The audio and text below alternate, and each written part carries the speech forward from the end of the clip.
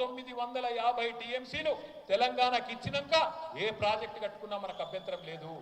అట్లాగే నికర జిల్లాల్లో కూడా 1486 టీఎంసీలకు గాను 968 టీఎంసీలు తెలంగాణకి ఇచ్చినాక మీరేం కట్టుకున్నా మాకు అభ్యంతరం లేదు. కానీ ఇది ఎవరు స్పష్టం చేయాలి? రేవంత్ రెడ్డి చంద్రబాబు నాయుడు కాదు.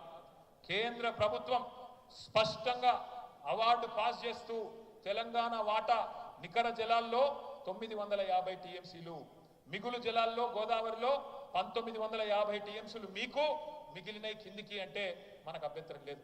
కానీ ఏ పర్మిషన్ లేకుండా, సెంట్రల్ వాటర్ కమిషన్ పర్మిషన్ లేదు, పోలవరం ప్రాజెక్ట్ అథారిటీ క్లియరెన్స్ లేదు, Godavari river management board permission లేదు, అట్లాగే సిడబ్ల్యూసి క్లియరెన్స్ కూడా లేకుండా, ఏది లేకుండా, ఎపెక్స్ కౌన్సిల్ పర్మిషన్ కూడా లేకుండా ప్రాజెక్టు కడతాం.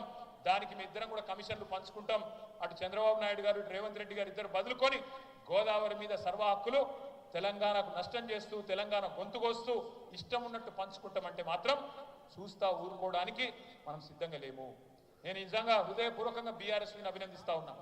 మీరు గత వారం 10 రోజులుగా ఒక్కొక్క కాలేజీకి పోయి, ఒక్కొక్క స్కూల్కు పోయి బనకచెర్ల ప్రాజెక్టు గురించి మీరేదైతే అద్భుతంగా వివరించి విడమర్చి చెప్తున్నారో హృదయపూర్వకంగా నేను మీ అందరికి కూడా అభినందనలు చెప్తా ఉన్నా. ఈ పోరాటాన్ని కొనసాగించాలని నేను ప్రార్థిస్తా ఉన్నా. అవసరమైతే పోస్ట్ కార్డుల ఉద్యమం తీసుకుందాం, అవసరమైతే ఆన్లైన్ పిటిషన్ స్టార్ట్ చేద్దాం. కేంద్ర ప్రభుత్వం నోరిప్పేదాకా, స్పందించేదాకా.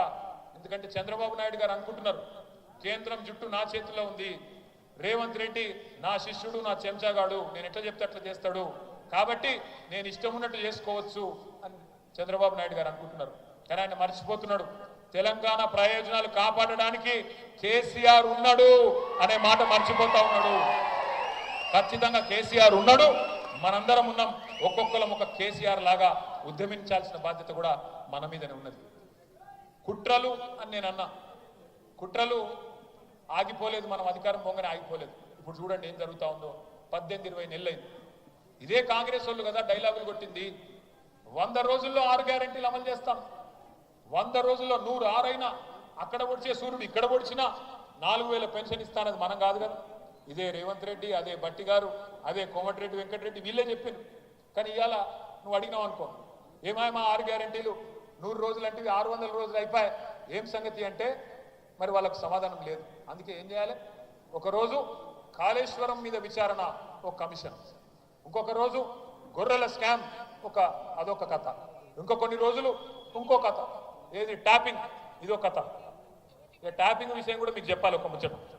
ఎట్లుంటాయి కుట్రలు అంటే, నిన్న మొన్న రేవంత్ రెడ్డి గారు చెప్పిండు, మీరు చూసిండ్రో లేదో, ఢిల్లీలో చాలా గొప్ప మాట చెప్పిండు. ఏమన్నాడు? ట్యాపింగ్ చట్ట వ్యతిరేకమేం కాదు, అన్ని ప్రభుత్వాలు చేస్తున్నాయి, మేము కూడా చేస్తున్నాం అని చెప్పిండు. ఇంకో మాట అన్నాడు, గొప్ప మాట. ఏమంటాడు ఆయన? ఏమో ఇప్పుడు కూడా అధికారులు చేస్తుండ్రేమో, నాకేం తెలుసు అంటే ఆయన ప్రభుత్వంలో అయితేనేమో అధికారులు చేస్తారట, ఆయన ప్రభుత్వంలో ట్యాపింగ్ చేస్తేనేమో అధికారులు చేస్తారట, అదే కేసీఆర్ ప్రభుత్వంలో అయితేనేమో కేసీఆర్ కేటీఆర్ ఇద్దరు కలిసి చెవులకు పెట్టుకొని వింటారు. ఇంతకంటే హాస్యాస్పదమైన మాట ఉంటుందా? ఓదికు పోలీసు వాళ్ళే చెప్తున్నారు ఈ ట్యాపింగ్లో పసలేదు మన్ను లేదురా నాయన, అనవసరంగా ఆగమవుతారు అని చెప్పి రేవంత్ రెడ్డి చెప్తుంటే కూడా ఇంటలేడు ఆయన. సరే ఆయన అంటే ఇంటలేడు, కానీ ఇవాళ తెలంగాణ ప్రజల దృష్టి మళ్ళించేందుకు 6 గ్యారంటీల మీద అడగకుండా 420 హామీల గురించి యాదికి రాకుండా చేసేందుకు ఒక అద్భుతమైన కథ కనిపెట్టింది. ఎవరో హీరోయిన్ల ఫోన్లు ట్యాప్ అయిపోయినాయి. ఏమవుతుంది దాంతో? ఇవాళ రేపు ఏమవుతుంది? ప్రతి ఒక్కరి దగ్గర ఫోన్ ఉన్నది, ఆ ఫోన్లో కావాల్సినంత డేటా ప్లాన్ ఉన్నది, ఉన్నాయి అందరికీ ఉన్నాయి. ఏం చేయాలి మరి? తెల్లారులేస్తే ఆ యూట్యూబ్లో పోవాలి,